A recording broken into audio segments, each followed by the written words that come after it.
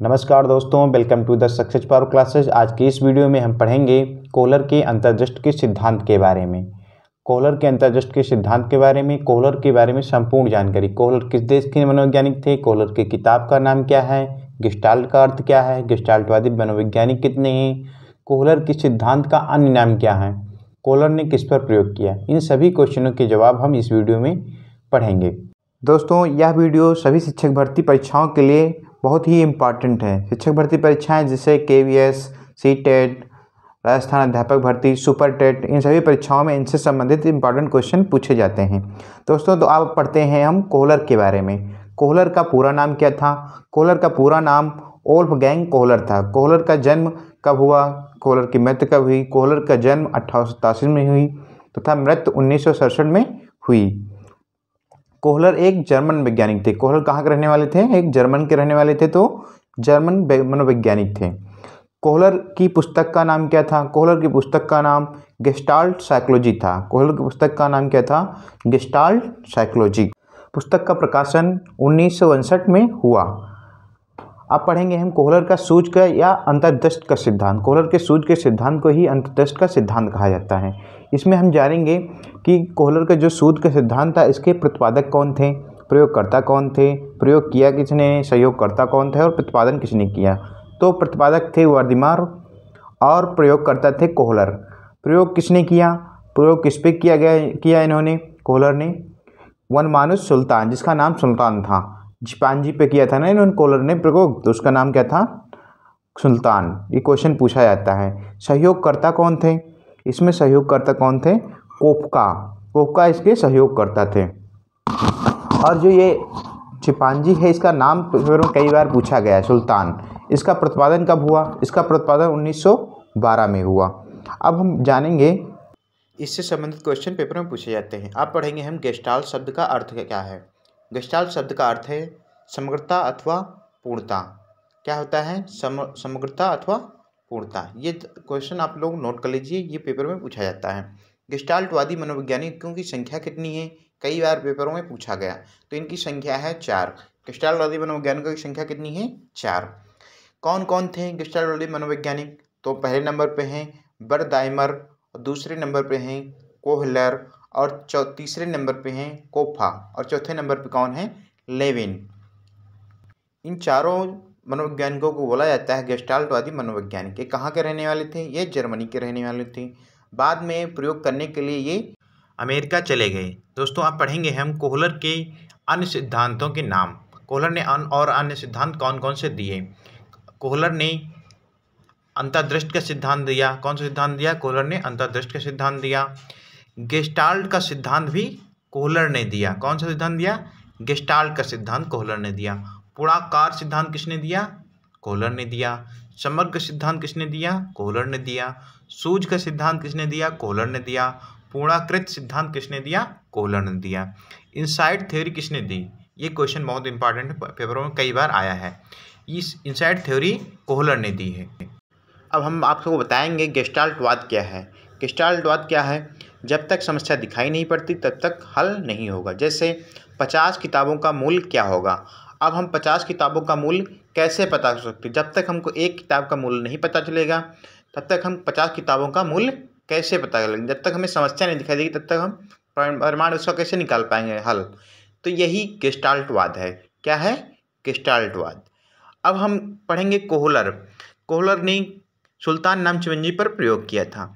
Kohler ने कुल 6 chimpanzee पर प्रयोग किया। कोहलर ने कुल 6 चिंपांजी पर प्रयोग किया। और कोहलर ने जो गेस्टाल्ट साइकोलॉजी नामक पुस्तक लिखी थी, उसको अंतर्दृष्टि की व्याख्या कोहलर ने अपनी पुस्तक गेस्टाल्ट साइकोलॉजी नामक पुस्तक में 1959 में की थी। इन्होंने बताया कि पहले समस्या होती है, फिर अंतर्दृष्टि होता है, फिर अंतर्दृष्टि पर हम विचार करते हैं। क्या करते हैं? विचार करते हैं। उसके बाद में सूझ को हम स्वीकार करते हैं, फिर हम उसका समाधान निकालते हैं। तो ये हो गया कोहलर का गेस्टाल्टवादी सिद्धांत। यही इनकी मेन थीम है। यह व्याख्या कोहलर द्वारा दी गई व्याख्या है। इसे दोस्तों आप लोग याद कर लीजिएगा। अब हम जानेंगे कि जो अंतर्दृष्टि का सिद्धांत इन्होंने प्रयोग किया था चिंपांजी नामक भूखे बंदर पर किया था। वो कैसा बंदर था? वह भूखा बंदर था। इसका प्रयोग इन्होंने कैसे किया था? इसका प्रयोग इन्होंने दो तरीके से किया था। एक पहला बाक्स के द्वारा किया था और दूसरा प्रयोग छड़ी का प्रयोग करके किया था। तो हम जानेंगे बाक्स समस्या के बारे में। ऊपर बहुत सारे केले कमरे की छत पर लाद दिया गया और कमरा बंद कर दिया गया। प्राप्त करने की कोशिश की लेकिन थक गया। सूझ से बाक्सों को रखकर चढ़कर लक्ष्य प्राप्त किया। क्या किया इन्होंने? केले को रस्सी से बांध दिया और एक बक्सा नीचे रख दिया। बंदर चिंपांजी क्या था? भूखा था। तो उसने बार बार प्रयास किया केलों को खाने के लिए, लेकिन उसको नहीं मिला। तो उसके दिमाग में एक सूझ आया। सूझ आया क्या? उसने एक बक्सा जो बगल में रखा है उस पर लदकर केले को प्राप्त कर लिया। तो सूझ क्या हुआ यहाँ पर? सूझ ये हुआ कि केले तक पहुँचने के लिए बस सुल्तान ने बक्से का प्रयोग किया। ये पहला प्रयोग हो गया। अब दूसरा प्रयोग क्या हुआ? दो बक्से रखे और केले को फिर से छत में रस्सी से टांग दिया। अब चिंपांजी जो था भूखा था, बंदर क्या था? भूखा था। तो उसने क्या किया? अब उसको सूझा कि पहले हमने एक बक्सा रखा था, अब दो रख देंगे तो हमें आसानी से केला प्राप्त हो जाएगा और खा लेगा।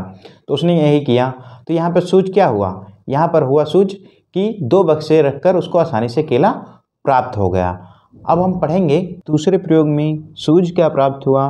दूसरे प्रयोग में सूझ क्या प्राप्त हुआ? एक के ऊपर एक बक्सा रखकर सुल्तान ने केले को प्राप्त किया।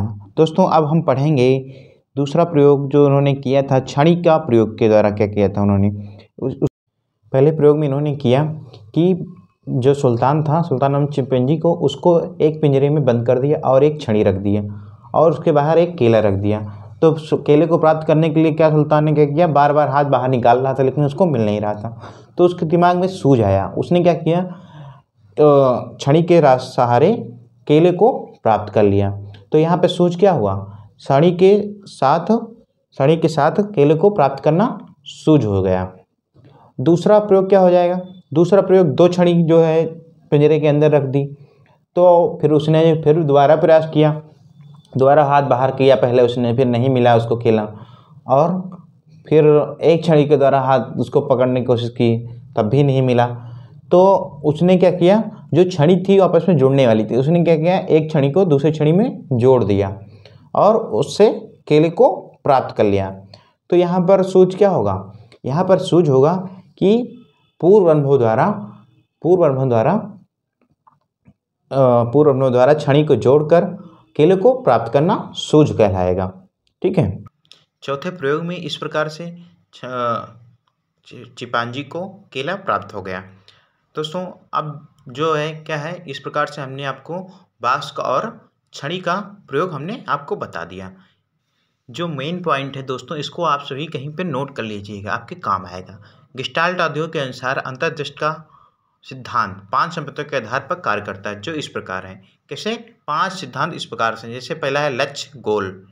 अब बाधा, ऑब्स्ट्रक्शन, तनाव, टेंशन, संगठन, ऑर्गेनाइजेशन, पुनरुत्थान, रीऑर्गेनाइजेशन। ये 5 संप्रत्यय जो है गेस्टाल्ट आदियों के अनुसार दिया है।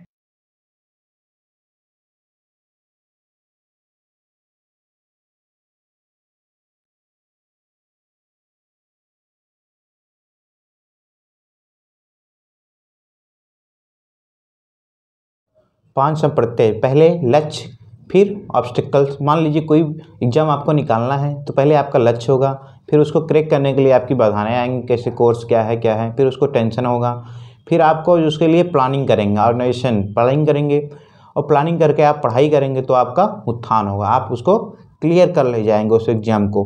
तो यही 5 संप्रत्यय गेस्टाल्ट आदियों ने दिया है। अब हम पढ़ेंगे सूझ के सिद्धांत की विशेषताओं के बारे में। सूझ के सिद्धांत की पहली विशेषता क्या है? सीखने की प्रक्रिया संज्ञानात्मक होती है।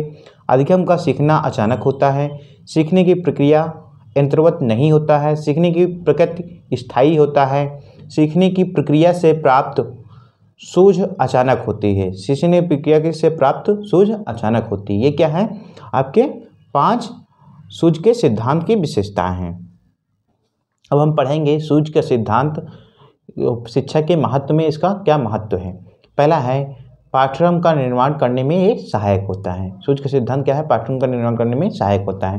पूर्ण से अंश की ओर शिक्षण सूत्र की इसी सिद्धांत का देन है। पूर्ण से अंश की ओर इसी शिक्षण सूत्र की इसी सिद्धांत का देन है। यह सिद्धांत बालक के रटने की प्रस्तुति का विरोध करता है, समस्या का पूर्ण रूप से प्रस्तुतिकरण करता है, विषय वस्तु का उचित संगठन व क्षमता के अनुसार काम करता है। कठिन विषय के लिए यह सिद्धांत उपयोगी है। कठिन विषय के लिए सिद्धांत उपयोगी है। कठिन विषय कौन सी हो गई जिसमें यह आपके लिए उपयोगी है सूझ का सिद्धांत? जैसे गणित विज्ञान।